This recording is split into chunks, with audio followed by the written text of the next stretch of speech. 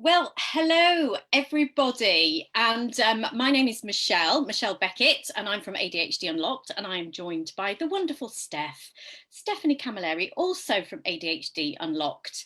And today we are doing a special one-off live webinar on the subject of why so many people with ADHD get into the wrong relationships.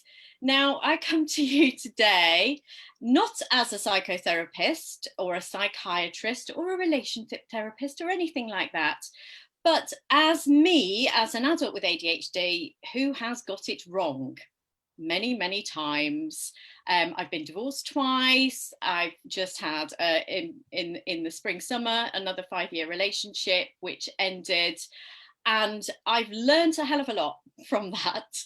And that's what I wanted to share with you today, what I've learned about why I think I've ended up in the wrong relationships several times, many times. But Steph, I'm not the only adult with ADHD that ends up with multiple, not failed relationships, but relationships that are chapters in our life. Shall we frame it like that? How about that? No, that's right.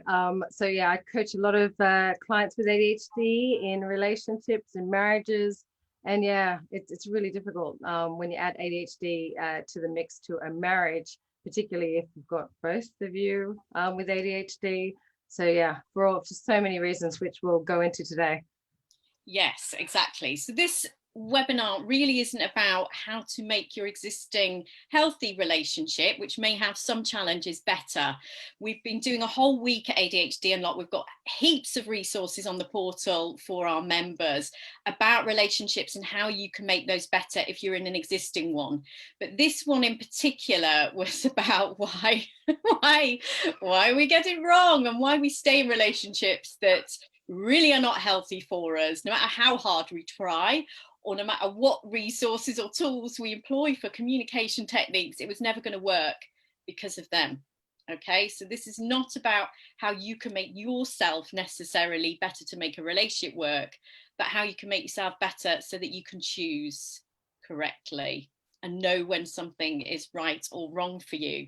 And there's some absolutely fascinating stuff and all sorts of science to do with neurochemicals as well, which I love. So what's not to like here? You know, neurobiochemistry and love as a subject for today.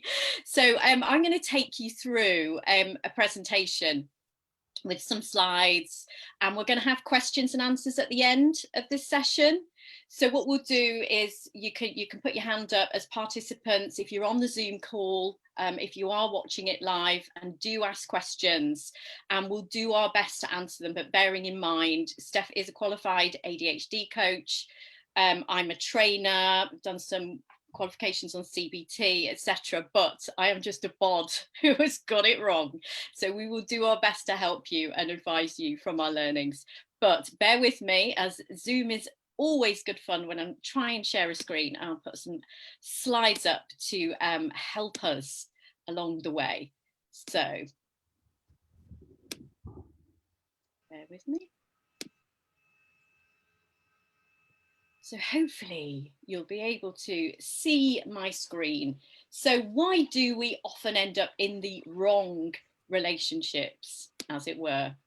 So I really like this image, which one of our members shared on Instagram, which I did credit him with, because this made me laugh so much and it keeps making me laugh out loud. Relationships are like a walk in the park, Jurassic Park, and that has been the story of my life, sadly, but no more from my learnings. So let's see if we can make it a real walk in the park next time. But what I wanted to say was that the ADHD brain is arguably hardwired to be more vulnerable to abuse or unhealthy relationships, or to stay in unhealthy relationships, to choose unhealthy relationships. And there's many reasons for that, which I'll go into. But that is the first takeaway that I wanted to say. It is not your fault. Our brain is arguably set up so that we choose the wrong relationships, which is a difficult pill to swallow. However, we will try. So why are we hardwired to fall into the wrong relationships? And this isn't just ADHD, as this is a lot of humans as well. So if these apply to you, if you're non-ADHD and you're watching, do have a think about these. So low self-esteem from childhood, you may feel flawed. Your parents may have not given you much attention. You may have had to fight for their love. You may have been bullied at school by teachers, been made to feel less than. And we are estimated as adults with ADHD to have had 20,000 more negative messages on a frequent basis by the age of 12 than neurotypical children. So you're this, you're that, you're lazy, you're disorganized. So we do have that imprinted on us that we are flawed, which inherently is going to give us low self-esteem, which makes us more vulnerable to the wrong type of relationships.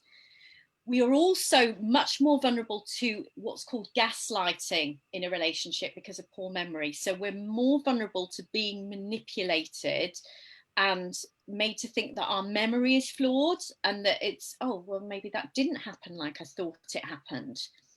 So that's a way that we can be manipulated or just forget or just have poor memory, or even just be in a relationship, just forget how bad it is and just remember the good stuff. We forget how painful it is.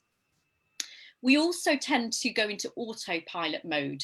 So we go along with events, we don't question them, we're just kind of like, oh yeah, this happened. And then before you know it, you look back and you go, wait, what? What happened there? Because we're not conscious enough or don't have that thinking time, that pause that so many people without ADHD have to stop ourselves getting into situations before they escalate. Another thing that I've noticed that a lot of adults with ADHD do, and I've noticed this anecdotally within the Facebook groups and people talking, is that we are attracted to emotionally cold people more often than not, so that we can feel we can win their love and feel more worthy and less flawed as a result of this. And that might also be to do with the way that you were parented. If your parents were a bit aloof and you thought that that was what love looked like, that you had to win over people, and that people that give their love freely, we might be a bit like, well, that's a bit suspicious. Why would they do that? And we have this kind of subconscious psychology that's inbuilt from childhood, that we have to win people over in order for the love to be real and to be worthy. And that is not the case. And as soon as we know that, we can start to make healthier choices about maybe more stable people who are going to give us secure and healthy love, so that we don't push it away. Because I know I've pushed that away in the past and gone for unhealthy relationships.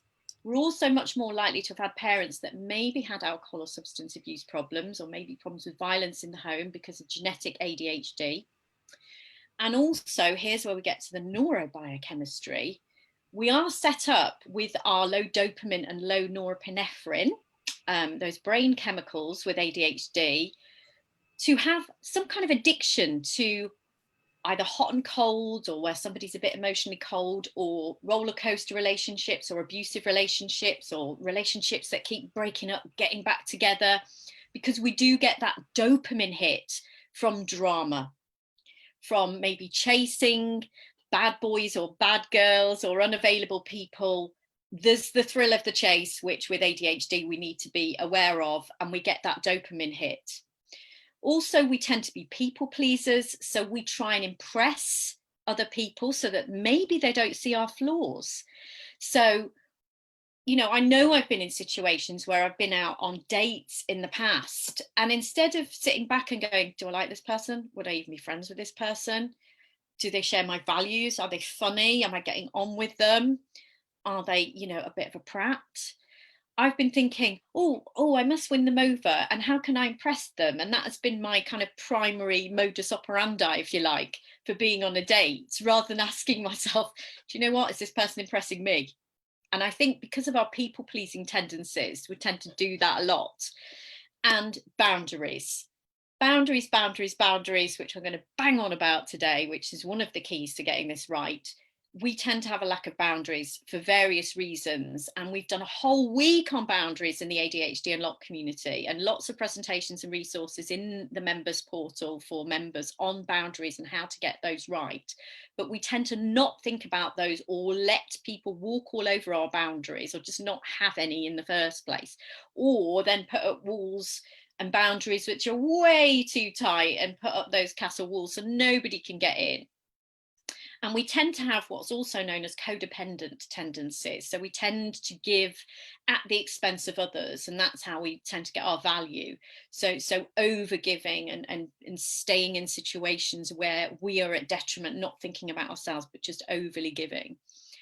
And the other reason why we're not great at relationships and picking the right people with ADHD as adults is impulsivity. If you have that presentation of ADHD, and risk taking, we tend to be impulsive, we tend to be risk takers. And I know I've done this before, where I've jumped into relationships too quickly, and you kind of get hooked on that love chemical, you know, that PEA and that dopamine and that, oh, that feeling, that wonderful butterflies feeling of being in love, which is amazing. And then when your second ex-husband proposes to you after a week of being together, you say yes. Of course you say yes. Maybe not next time, Michelle. So that's something to think about with our impulsivity. So bear with me a second. Also, I don't think I really knew what a healthy relationship looked like. I don't think my parents had a healthy relationship. I didn't have that modelled for me. What does a healthy relationship look like?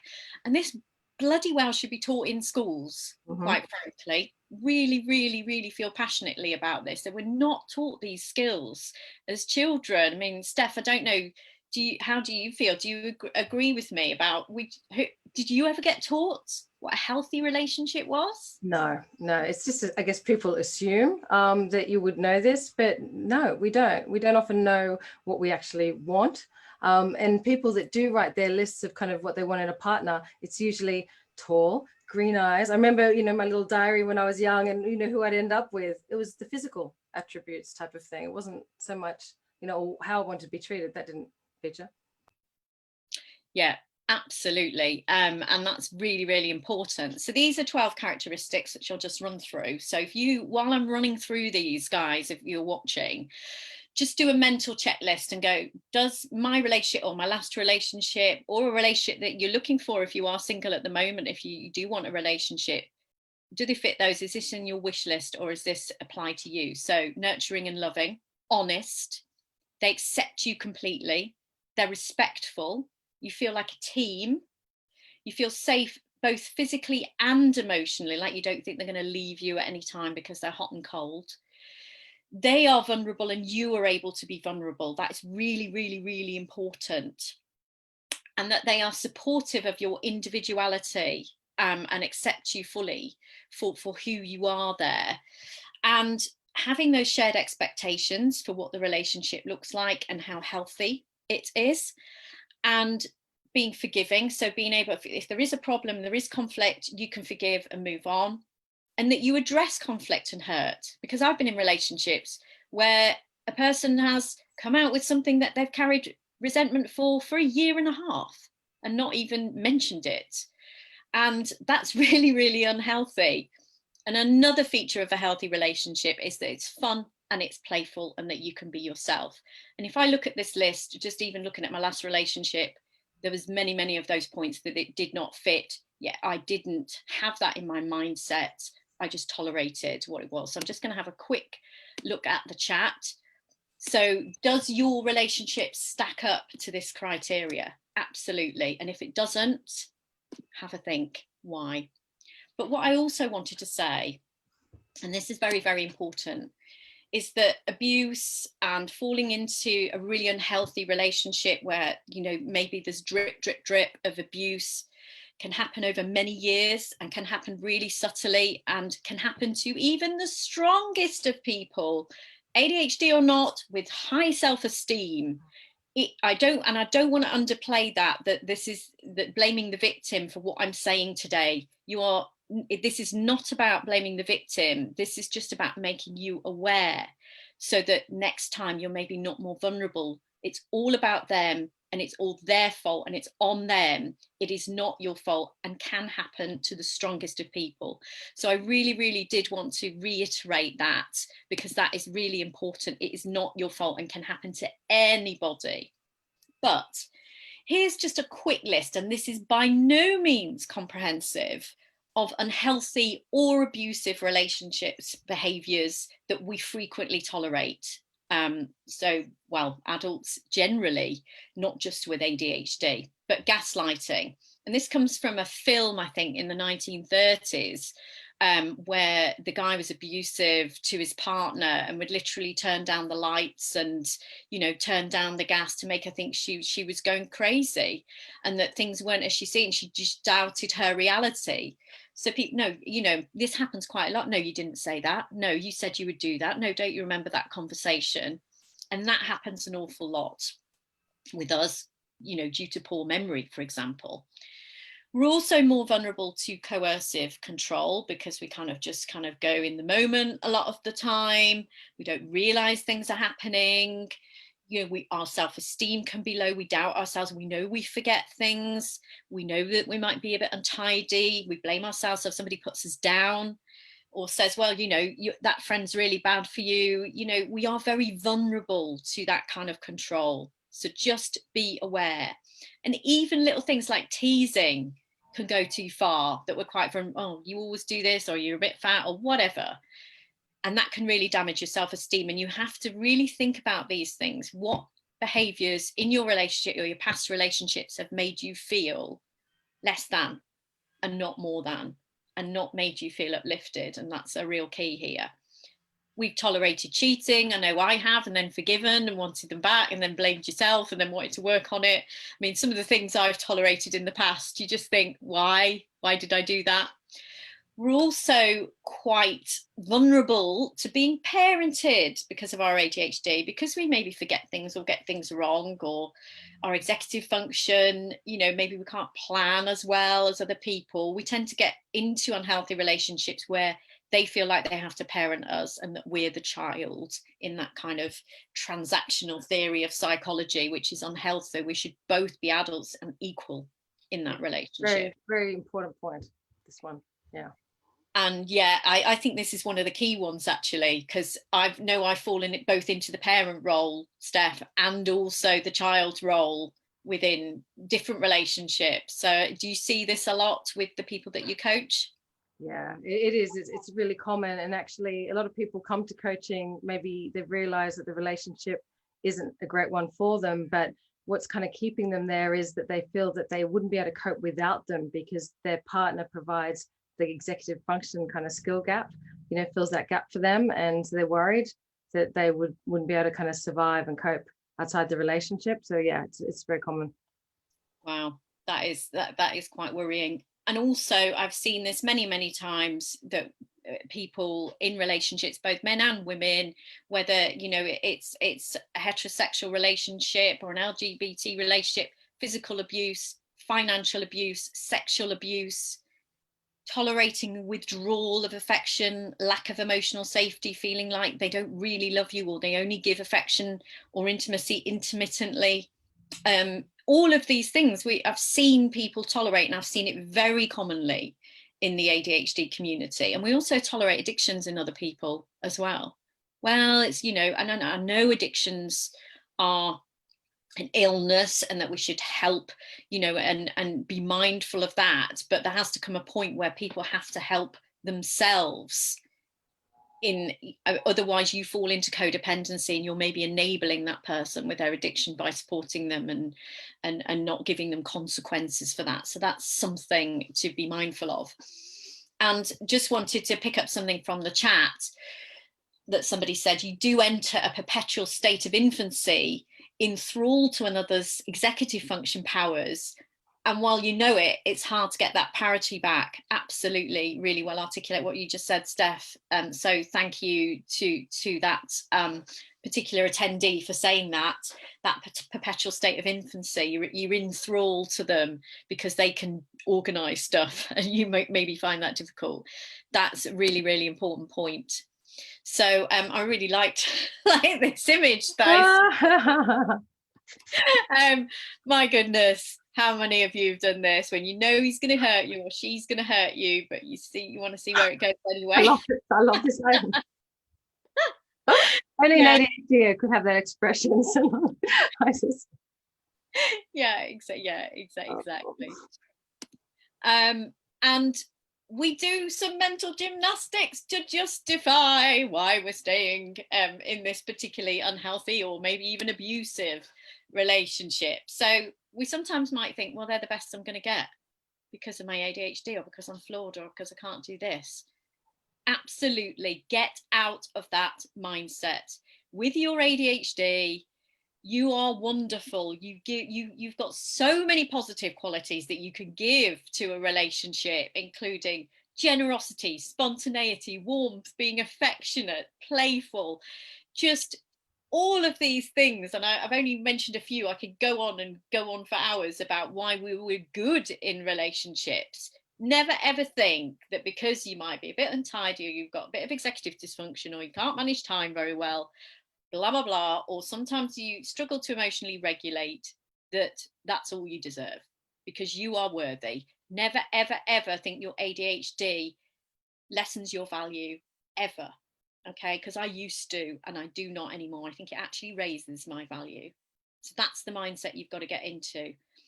And I've been in the place where you think, oh, well, all you deserve is breadcrumbs of affection. That's all you deserve because you're flawed, or you made them treat you this way. Well, if I hadn't done that, maybe they wouldn't have treated me this way. And if you were better, if you were more, if you were thinner, if you were tidier, if you were interrupted less, or didn't fidget when you're watching films, maybe they'd love you and treat you properly. So really, really interesting point there, that a lot of us do this. If we were this, so I'm so annoying, no wonder they did that. Another thing that we do is we tend to do overcompensating behaviours because we feel flawed. So we overgive in certain departments, and I've seen this happen, and I've been guilty of this as well throughout my life. If I'm amazing in bed, they'll treat me better and they won't leave me. Or if I give them XYZ money, cook, clean for them, care for them, they'll treat me better and they won't leave me, because I have to kind of somehow compensate for these perceived flaws of, you know, maybe interrupting occasionally, and they're not really flaws. You know, if somebody loved you properly, they'd love you because of your flaws, not in spite of them, because you're a whole package. So that's really interesting. And just question yourself, do you do that? Do you overgive in bed, around the house, with gift giving, to try and compensate for your perceived subconscious lack? You know, no wonder they don't love me, I'm fat, annoying, interrupting, untidy, crazy, whatever.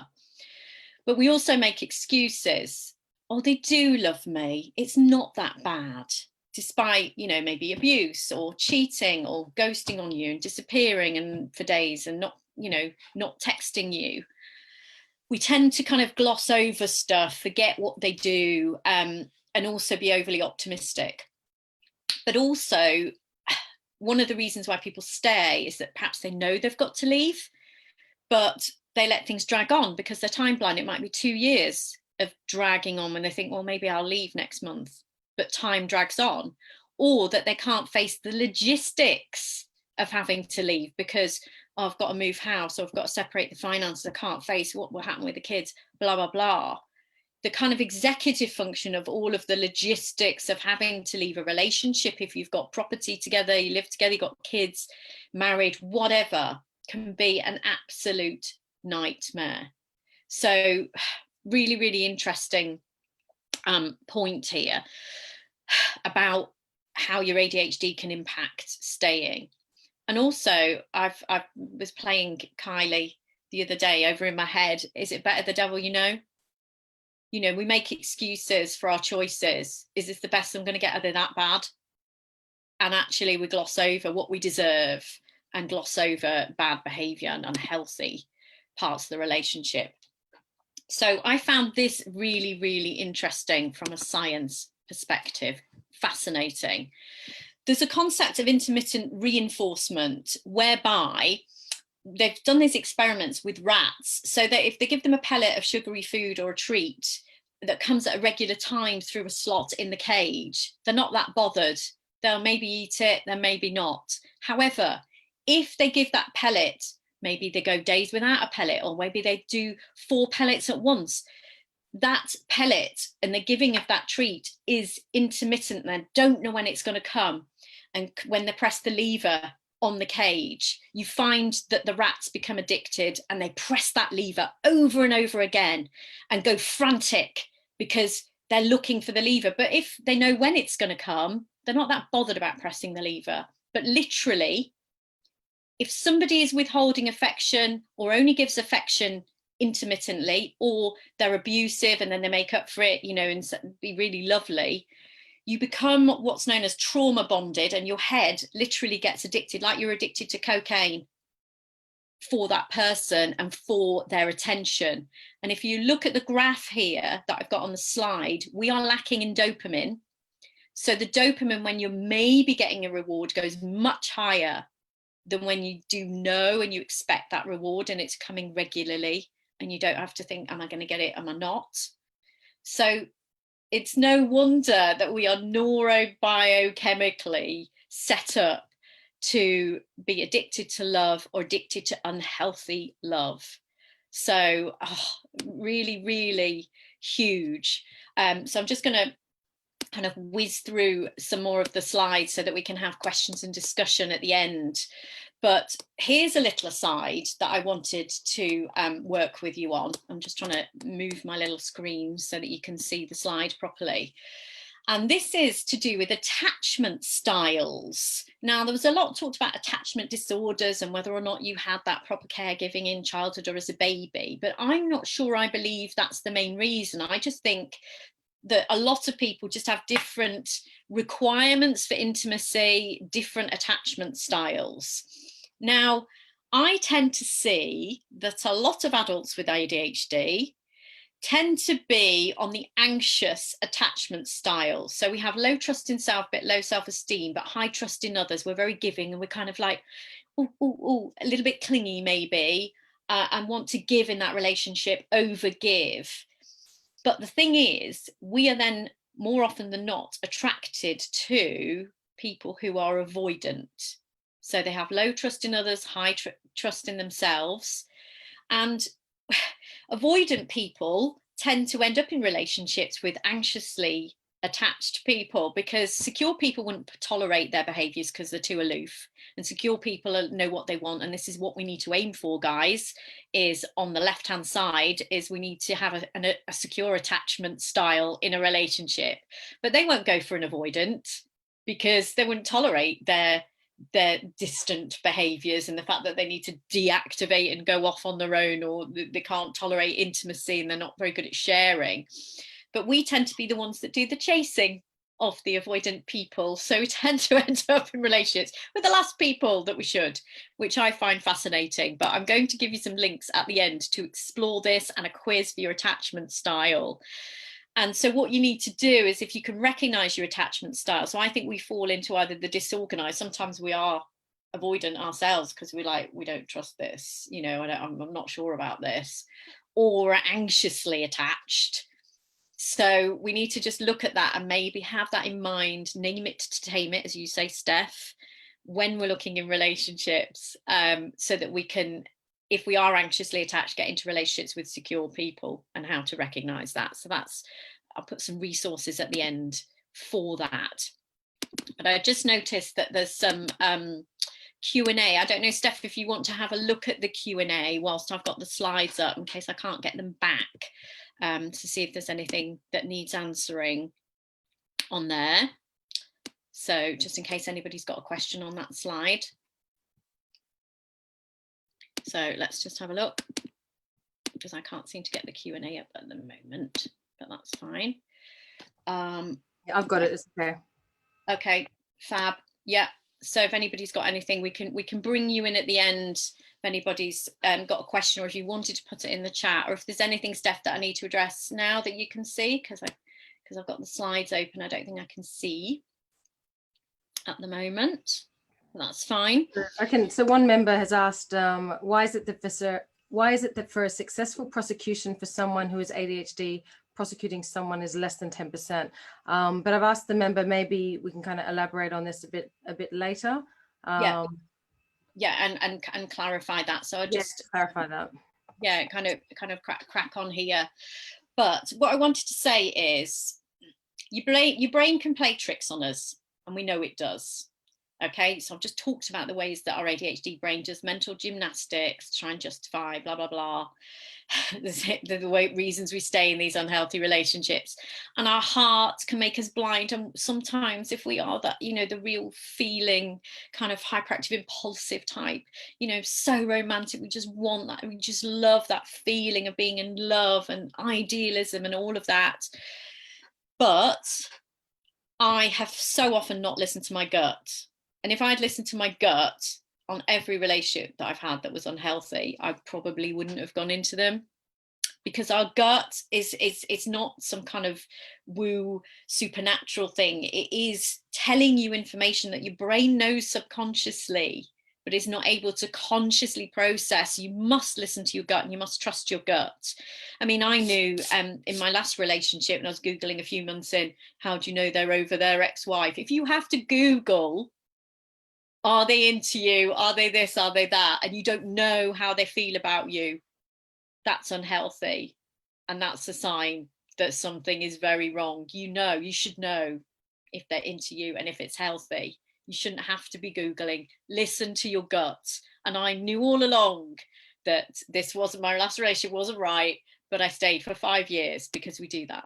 And that is not on. And I'm not going to do that again. And neither should any of you. So hang on a minute.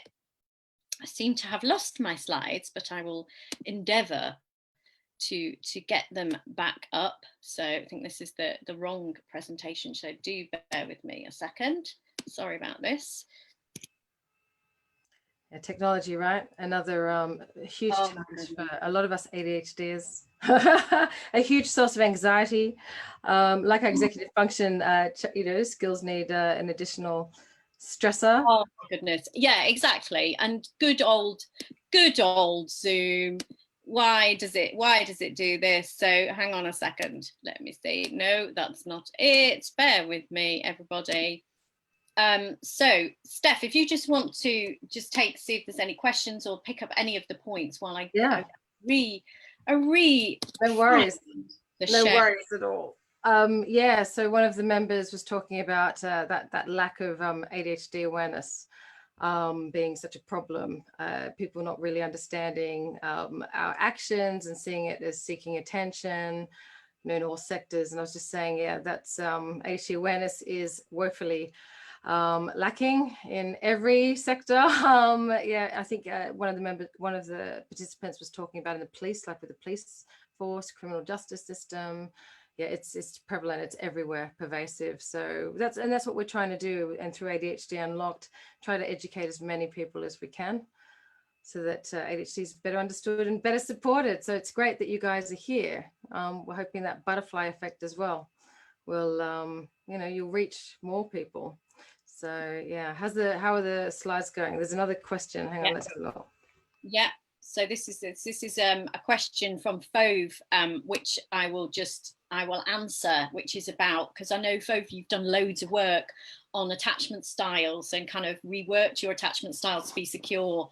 So you've said, I would add that in addition to choosing a secure partner, it's incredibly important to work on your own insecure attachment through repetition and emotion-based reprogramming for a more secure attachment. And I've got some resources that I know you've worked through and I found as well, Fove, that we can do. You're absolutely spot on.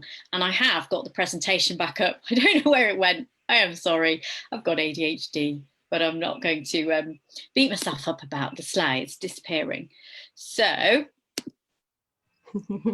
with me.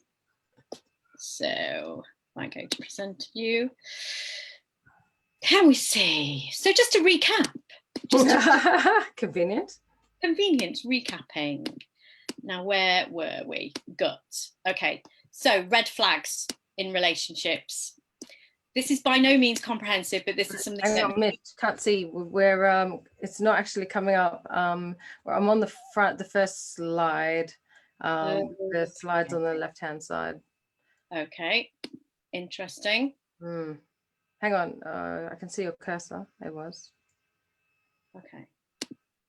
Yeah, it's not coming up. I will endeavour chat amongst yourselves to get another question. To get it back. So yeah, if you could go through that question while I fiddle technically in the background, Steph, that would be great. Yeah, no worries. And if anyone has any further questions, so that was just the question that we discussed already. Yeah, I think, but it's a good opportunity to emphasize here what I see in coaching so often with couples that are having trouble in their relationships is that it's usually not the problem, but there's some work to be done on both sides. And as Michelle was saying, it's definitely not our fault. You know, if we are the one that maybe feels like the victim in the relationship, you know, it's not our fault. Okay, we do have ADHD. There are reasons why maybe we've been accepting behavior and not setting boundaries, you know, like we should. There's a reason, but it's good to know, you know, what is going on and really invest and spend time on yourself and getting to know yourself better, who you are, what you want, yeah, how you should be treated, how to communicate, to set those boundaries, to maintain them in the face of sometimes, you know, some partners are quite very determined and know exactly what they want. There's probably developed a practice of them being able to get what they want, and you know, they know their agenda and they get it. And you might come to the relationship not really setting an agenda. Lots of ADHDs are very kind of easygoing on autopilot. They go with the flow. And it's those type of ADHDs that are really vulnerable. They're a little bit too much go with the flow. And then as Michelle was saying, as soon as they're kind of like in a different situation, out of sight, out of mind, the conflict or the way they were feeling, the way they were made to feel, it's gone, it's vanished until the next time. But the problem is that repeats, you know, because again, the feeling's gone. Because us ADHDs, we very much rely on emotional memory because of the weak working memory. And so it can just be like a trigger and you're kind of taken back to how you felt when the person did something that caused you such kind of hurt and pain. But you're not actually taking the time to proactively process those emotions, to name it, to tame it, and to, you know, and to sit with those emotions and process, well, hang on, how do I feel about this? Asking yourself those questions. And that's why being able to verbally process it is really important with someone in a safe space and in your community. And that's what we do with ADHD Unlocked every week. We, you know, we have these chats and everyone's talking about the challenges that could be the relationships. And it makes such a difference. Just, you know, we lose perspective. So to be able to process it and even just get some feedback from others is that they get it. It's invaluable. Absolutely. And can you see my screen? Yes. Fine. Hooray! I don't know what happened before, but Zoom and screen sharing are always good fun. But red flags. So if you're going early days into a relationship, these are the red flags. So love bombing. So that is coming on too strong, too soon, before they get to know you. Okay. So really showering the love, maybe proposing to you after a week. Maybe you shouldn't say yes next time, Michelle. Fast forwarding the relationship, future faking. So saying, oh yeah, we're going to grow old together, blah, blah, blah, blah, blah, when actually they don't mean it. Okay. So just be aware if somebody goes too fast, too soon. If somebody is only interested in sex, or they push for physical intimacy before they've got to know you. Okay, so look, that's fine if you just want a one night stand or you want a relationship where it is just based on sex. There is nothing wrong with that. But if you want a real relationship, just be mindful that are they pushing you into sex too early before you're ready? Before you're ready. If you're ready, that's fine, and you feel that you've got, you know, a bond intimacy, but just be careful because those chemicals, remember, that you know, flow around, you know, when we get into bed with somebody, that can kind of blind us to who they really are.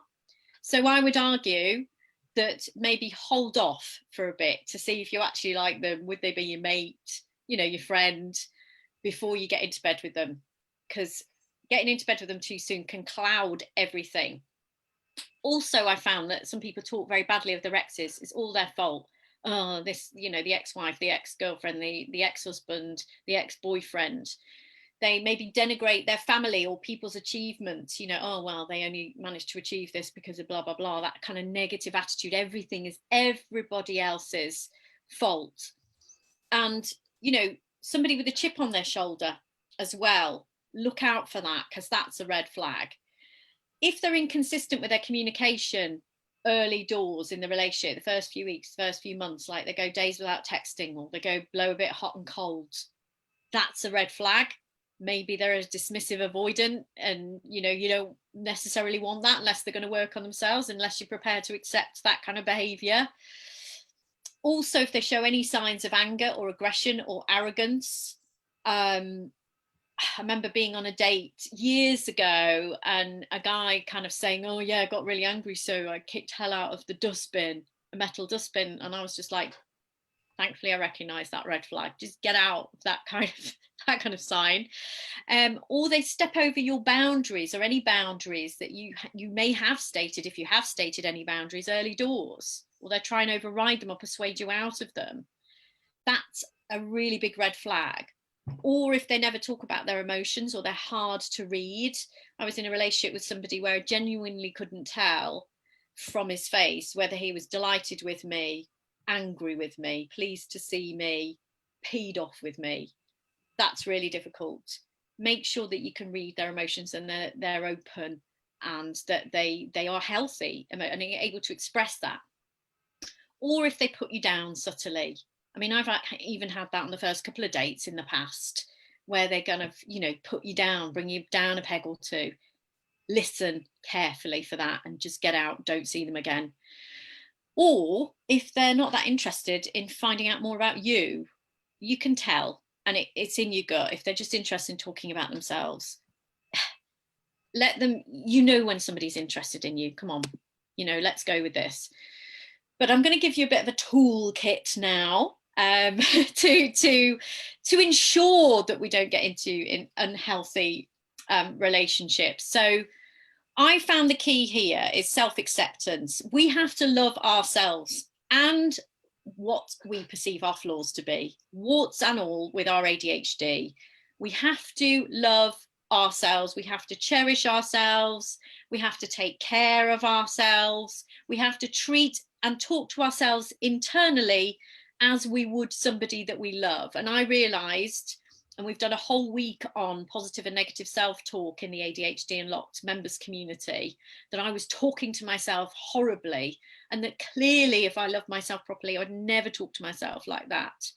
So that's made a massive difference to how I perceive myself and my self-worth, just by accepting my ADHD as it is, warts and all, and my past, warts and all, the relationships I've got wrong, and loving myself unconditionally.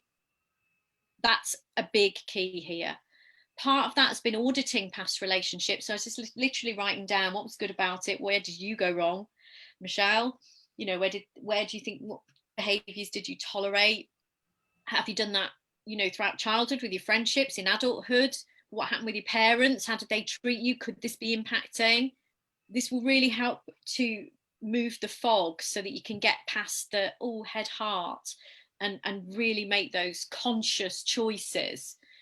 Now, I've read a lot of stuff where it says you have to be completely happy being alone, and you will never have healthy love unless you are absolutely happy with the thought of being alone for the rest of your life. And I disagree with that, because I think actually humans, we are hardwired for connection and intimacy and those kind of close, intimate relationships. So I would go a little bit of a step down. You don't have to think, I can't have a relationship unless I'm determined that, I'd be okay being alone for the next kind of 50 years, whatever. Just be comfortable with it. And I've started to be comfortable with it now.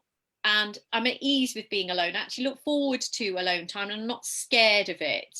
But I don't think I'll ever get to the point, and I don't think you need to either, despite what some of the literature says about thinking you've got to be okay with being alone forever, because we are hardwired for intimacy and connection. And, when you get to the top of a mountain and you're looking at a beautiful view, you don't want to just be on your own. You can still enjoy it on your own. I am doing that. I'm going for a lot of walks on my own, but it's nice to share it. So just quickly, Mish, too, what I've seen as well through all the coaching, one of the big things for ADHD is that they need, it is that connection and community. I mean, I know we're talking in the context of relationships here, but connection, and someone bearing witness. And yeah, ADHD is love, as you said, love to share. with others. I mean, these are great, these are beautiful things, and beautiful things about ADHD. So yeah, I'm glad you made that point. Yeah, and Phoebe, you've just said that you agree in healthy interdependency is the goal. So that's secure attachment. It's not being completely independent, because you can go too far the other way. I agree with you, Phoebe. So that's, we are, Steph, you're dead right. We're just, you know, it's brilliant, but just you cut, it's in the middle. That's what I'm trying to say. And boundaries, boundaries, boundaries. As I say, we've got a whole week on boundaries. This is really important. What are your boundaries? What will you tolerate? What are your values? What will you tolerate in terms of, you know, physical, mental, emotional? And that is, that will go so far in protecting you against that. For sure. And another thing. So sorry, again, just one more thing on this one, boundaries. Yeah, this is huge, because a lot of ADHDers don't even know that this is a problem. Like personally, when I did my coaching course and they came up to boundaries, I remember just kind of tuning out and thinking, oh, it doesn't apply to me. Yeah, I know boundaries. And then we did it, and I realized, oh my God, this is my biggest issue. So a lot of us, we've got massive blind spot, us ADHDs, and boundaries is definitely a big one. Yeah, absolutely. And I didn't even really boundaries. What are they? Before, and now I've got pretty healthy boundaries about all sorts of things. It's been game changer for my life in all sorts of ways. Exactly. Yeah, so I just want to sort of rush through. So don't have the mindset of impressing other people in order to be chosen. You don't need to impress them, just be you. If they don't choose you, so what? That's on them. Somebody else will for you. So just flip it round. Are they impressing you? Okay, that's the thing that you must do. Ask yourself if they're worthy of you, not the other way round. Would they be your friend if you weren't dating them? I've been on dates where you just think, oh, well, they're all right, blah, blah, blah. And, you know, you kind of shoehorn and you kind of try and pick out the good bits. It's like, what? Look, would you like spending time with them? Do they make you laugh? Can you be you during it? Would they be your friend? Can you talk to them easily? Does the conversation flow? Don't be blinded by the sex chemicals, as I've said before. And I've made the mistake of kind of mistaking physical intimacy for real intimacy, and thinking that because you have a really good sexual connection, then that's okay. And it doesn't matter if they're not emotionally connecting with you. Oh, but we have great sex, so that's fine. No, okay, that's part of it. But don't mistake the physical intimacy and all those chemicals that flow for real vulnerable sharing, emotional intimacy in a healthy relationship. Do you feel comfortable being you with this person? Can you drop the mask? Also, don't chase them. If they don't text, don't chase them. Whatever, you know, send a text, they don't reply, whatever. If they're not interested, that's on them. Yeah, Michelle's going to say something, just sorry, on this one as well, because when you were talking about inconsistent communication, I was thinking, oh, hang on, a lot of ADHD is, you know, our communication. I mean, I'm pretty bad at answering my text messages, but then obviously if you're interested, you know, an ADHD interested, authentically interested in someone, got no problems engaging, got no problems responding. You're probably going to be, you know, waiting for that text. So it's actually quite a good kind of sign to look out for. Yeah, you're absolutely right. And you know that if they send you good morning, good night text or whatever, or if they're just, you know, it goes with your gut, really, that communication. If it's going to be healthy, they will show interest, ADHD or not, as you've just said. And don't compromise because you're scared of rejection. I've done this before as well. You think that's the best you're going to get. I don't want to get rejected. I don't want to be somebody else to be chosen over me. And, you know, that's what really hurts. You know, if you get cheated on, it's that kind of rejection, because we're so sensitive to rejection. We've done a whole week on rejection sensitive dysphoria as well in the members community. Don't compromise. Okay, get strong with your self-acceptance, your self-love, your self-care. Be the best you that you can be, and the right people will be attracted to you. End of. Stop choosing what isn't choosing you. How many times have I done this? And, you know, as I've said before, I remember years ago, towards the end of my marriage, and I, you know, relationship therapy, and I was flogging myself trying to make this marriage work, and they weren't. And the therapist said to me, "You're trying to water a dead plant. Don't water dead plants, please, guys. Stop choosing what isn't choosing you." And what can we learn from this? No relationship is ever a waste of your time. If it didn't bring you what you want, it taught you what you don't want. It's taught you to be you. My last failed relationship absolutely, broke my heart in two, really struggled to get over it. Thought at times I'm never going to get over it, totally brokenhearted. But actually, it's been wonderful because it's made me do all the work for self-love and self-acceptance, and I'm just such a better person than while I was in the relationship, before the relationship now, because of that breakup. Okay. And I know some of you are stuck, and I know some of you are stuck in abusive relationships. It will get better. I'm going to leave these slides up somewhere, so I'm not going to go through, but there are some resources that I've put on these slides, and there's some great books that I've mentioned. This is one of my favourite for attachment styles, called Attached. This is one of my favourite books for the self-love, and some exercises in there. And for anybody who's got that codependent tendencies, love addiction, Codependent No More, Melody Beattie. But there's some other resources that I've put on there. But do join us, do join the members community, because we work on this sort of stuff all of the time as it relates to, work, relationships, and all of the keys to unlock your ADHD. And we've got heaps of resources that relate to this particular topic. So we can now go to Q&A if anybody's got, or and let's go through some of the things in the chat. So I'm just going to read this out live and keep this anonymous. So my wife recently went away and slept with another man. While she was away, my gut told me something wasn't right. It wasn't until she returned that she eventually told me what happened. I forgave her and told her we can work through things. Now my anxiety is through the roof whenever she's not around. It's pushing us further apart, but I struggle to control my out of control mind. Oh dear. So to this particular attendee, I've been there. It's absolutely heartbreaking.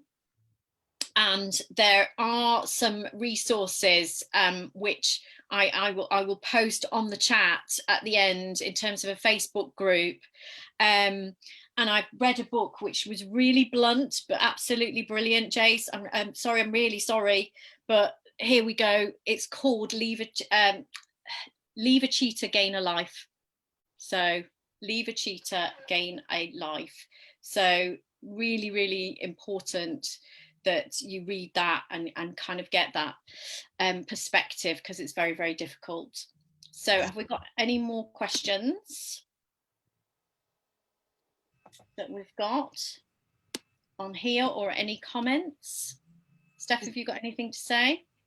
There was a question here. I think it was more kind of a statement going back to when when we speak out to police and tell them the abuse we've suffered is wrong, we get dismissed due to ADHD. So the reason why we stay is because if we've tried to speak out in the past, we get brushed off, swept under the carpet, and this is extremely damaging for us.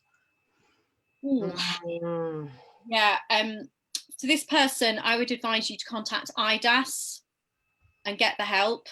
And they've got lots and lots of resources. I don't know if you have already. Contact that domestic violence charity and get the advice. But I understand, because people tend to fob off with our condition for all sorts of reasons, not just for that. That's so difficult. But just keep strong, do the work on your inner self, set the boundaries, and just keep strong and keep talking to people. Yeah, there's another in the chat. I'm in such a good relationship, but because of past relationships, I have anxiety that he would cheat, because that's what I've experienced. Yeah. Yeah. That's you.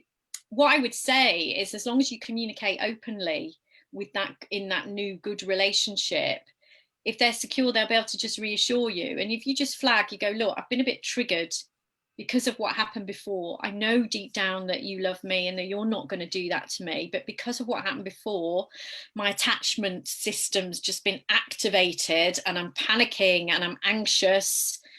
So that's what I would do, is I would just kind of just go, look, time out. I've been activated because of my past. Can you help me with this? Can you help me feel secure again? Yeah, so yeah, she said I put that stress on him all the time. And also ADHD is, we are very kind of, we look for the evidence. We need evidence. So maybe you could kind of have a step back, maybe write down, how is this person, or how are you, or both of you, how is this different to previous relationships? Get it down in writing, process it, build that kind of evidence that might help in terms of your anxiety, to see, hang on, no, this is a different situation, or no, I'm a different person and I know that I've got boundaries now, or no, I know that he does care and he respects me. This is not like that kind of partner-child relationship I had with all those other people. Build the evidence as well. That will help. Yeah, absolutely. And just to take a question, one of the attendees, is not a reflection on the current relationship. It's the past that makes you overthink. Yeah. So for the other person, that the anxiety about being cheated on, that's where it all comes from. And as you just said, this other attender, you're not wrong to feel that way, because no, it just is. That's your attachment system being activated. It's just how it is. And you can push through this with the right partner. They can reassure you. You can be open and go, I'm being triggered. I know that this is irrational. I know, but please, can you help me with it? And work on it as a team. Work on it as a team. And also, somebody else has just said, how does someone with ADHD get over abuse when people state that's what you're worth? And I think that's time to look at therapy to dig all that out. Definitely. Therapy. What do you think, Steph? Yeah, just make sure, I mean, therapy is amazing, so long as it's ADHD informed therapy. Make sure your therapist understands ADHD, that they've got experience counseling people with ADHD. Very, very important. But with the right therapist, really can make a lot of progress. And also, one of the attendees, CBT, I use CBT techniques a lot. What evidence do you have for this? Writing down how you're feeling, journaling really takes the sting out of it.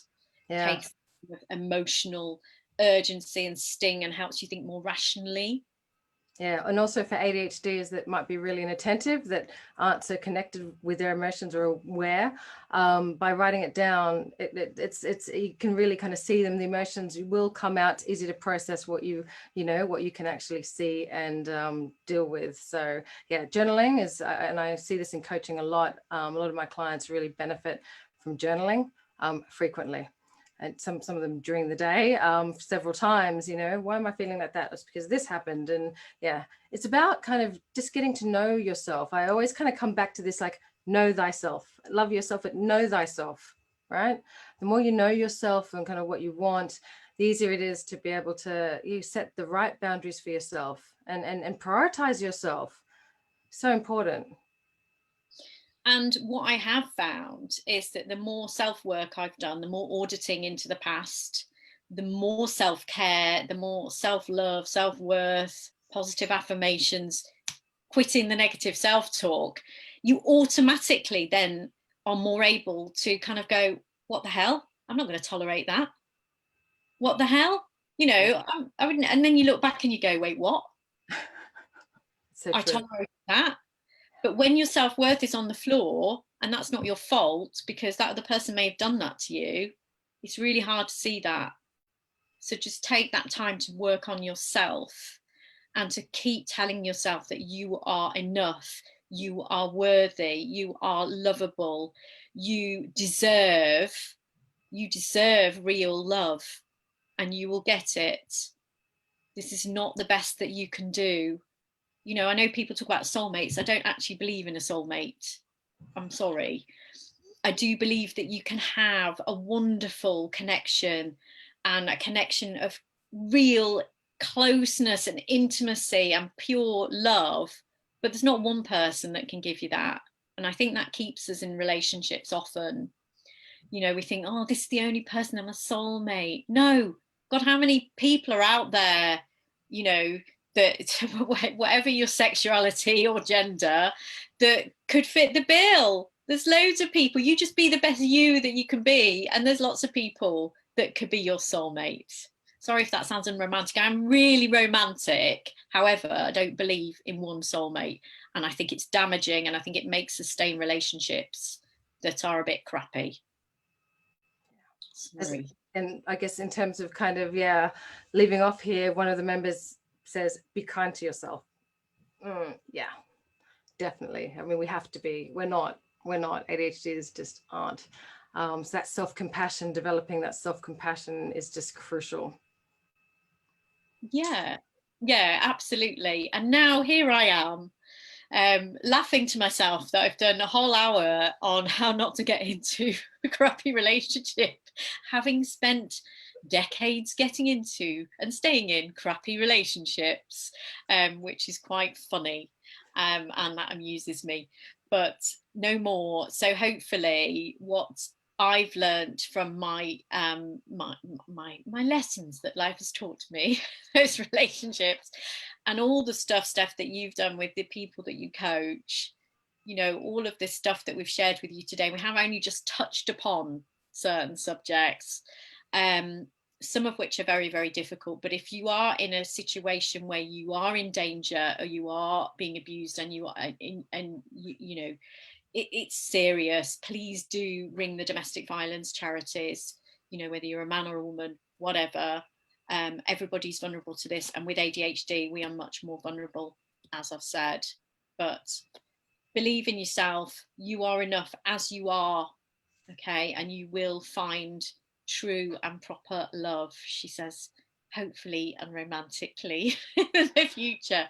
But just check the list of the red flags and do your inner work, and all will be fine. So I don't know if you've got anything to add, Steph.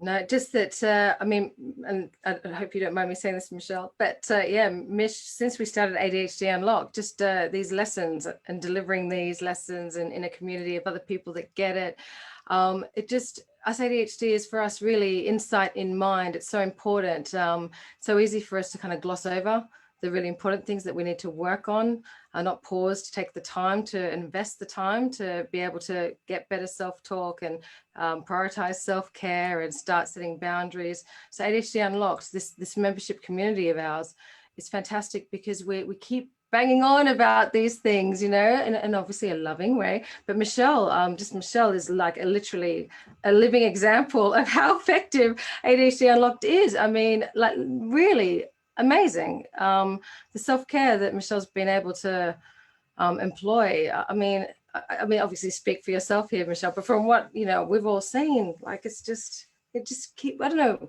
tell us, what is it about ADHD Unlocked that's kind of... Yeah, I am a very different person to 6 months ago. Okay, a very, very different person. When I was in the relationship that wasn't healthy, I didn't feel worthy. But it's not the fact that that relationship has ended. It is the unlock work, because I've had to do it. I've had to build these positive habits. You know, I've been doing my yoga, I've been going for a walk every day, I've been practicing these positive affirmations, I've been stopping the negative self-talk, because it's there, it's a reminder, and we've got the community.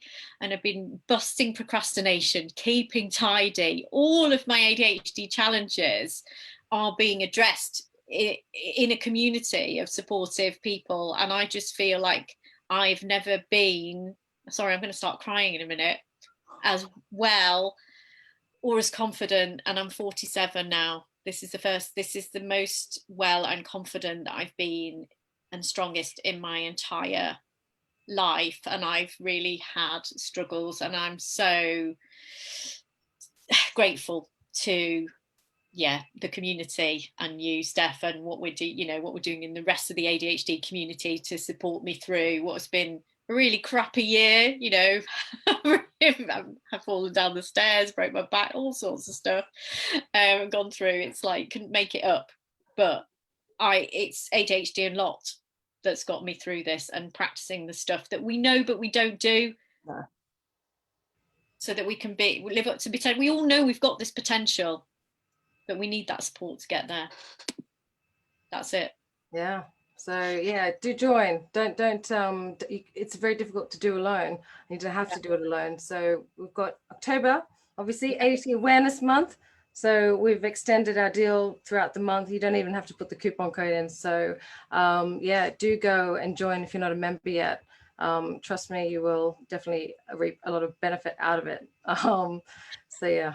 Yeah, that's great. So feel free, because we have gone over the hour, but we just have somebody who wants to talk. So James, I'm going to click allow to talk if you've got any comments at the end. So do come in if you're still there. Hello, how you doing? Can you hear me? Yes. Hello, James. How are you doing? doing? Nice to see you guys. So yeah, never been part of this forum before. So quite interesting to see and hear all the stuff's going on. I'm 47, ex-rugby player. I was in the Grenadier Guards. Got diagnosed 3 years ago. I think when I joined the army, that gave me my own sort of coping mechanisms. So I was able to be successful in what I do and not overwhelmed by stuff until I went through quite a bad divorce. But then I look at various things and understand certain behaviours that I've allowed to accept, to be gaslit, to have, when I made it clear, you know, what I'd found I'd had and understood the way I worked, then I had it used against me in a new relationship thereafter.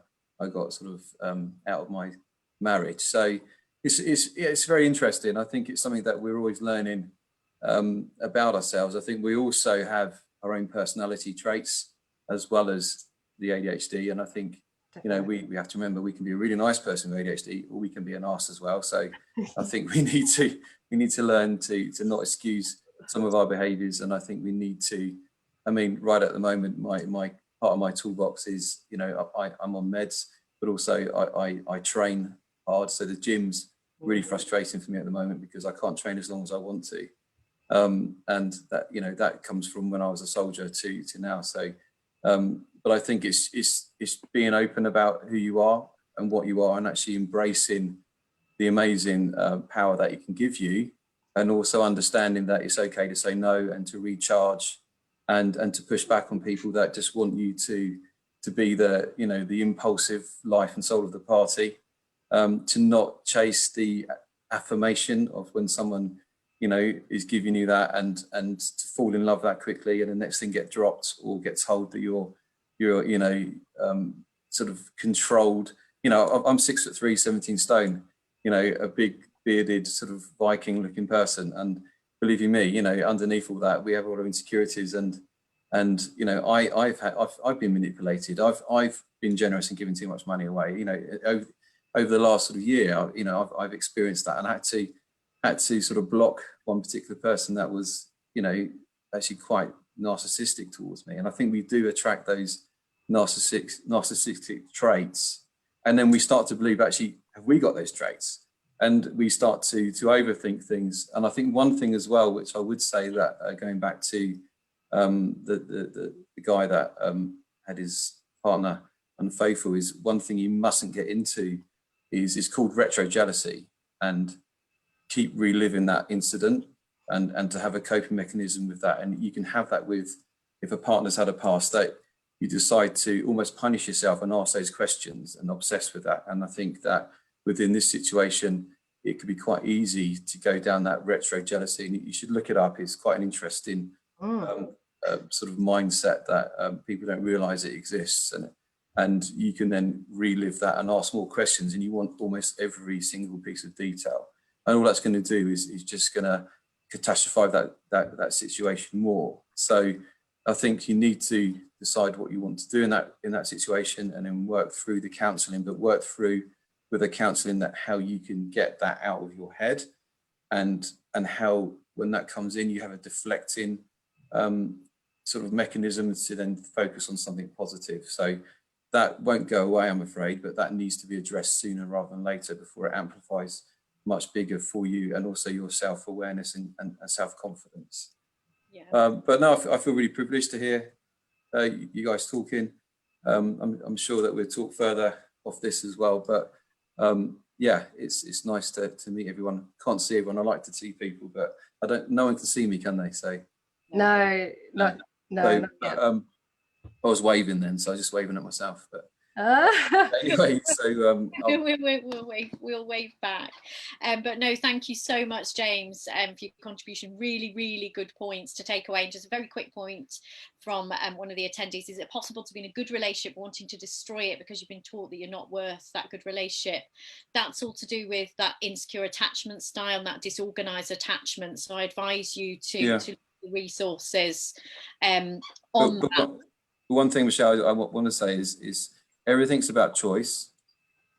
And I think that, you know, we go on through life and we make do, or we think that's what we should do, either be it from social environments or your faith backgrounds or how you've been brought up. There's so many elements that affect how you evolve and how you choose things. And actually sometimes, like you said earlier, your gut feeling, whatever you want to say is, you know, is that spiritual or is it just actually a human instinct? Is actually, don't dismiss those gut feelings, but we have a choice. And even if we've made the wrong choice at the start, we can still go back and say, actually, do you know what, it's not for me. And I think that's sometimes the hardest thing, because we want to save face. So everything's about choice. And actually be kind to yourself. Make sure, because everyone assumes that we're really extroverted. Yes, we are, but also we're introverted. We're an ambivert. We need to recharge. We need to listen to ourselves. We need our own solitude to try and get that inner peace. And then we can go back and be who we want to be. And there's nothing wrong with that. You know, that's beautifully said, James, actually. Yeah, no, beautifully said. I mean, definitely come and join us, because this is the thing. Us, you know, all the members benefit, you know, from this type of, you know, insights and advice. And because there are, you know, our members, a lot of them is articulate and knowledgeable as you, and can share, you know, that's what we do in the community, sharing our experiences, and that's how we really help each other. So James, hopefully we see you soon. No, you're very welcome. But it's important to be vulnerable and to be honest in a safe environment, because you learn so much more. That's it. I'll be quiet now because I can talk lots. So no, come and join us. Thanks for your input. But what I was going to say, and you said that point about choosing, just to finish on everybody, choose you. Yes, first. Definitely. Choose everybody. You need to choose you first. So thank you so much for joining. We will put the recording up and the resources on the page. Do join the ADHD Unlocked community group. Do join as members, and we'll see you in there. But thank you so much for today. It's been quite cathartic, but choose you. Thank you for joining. Thanks, everyone. Thanks, James. Bye. Bye-bye. bye.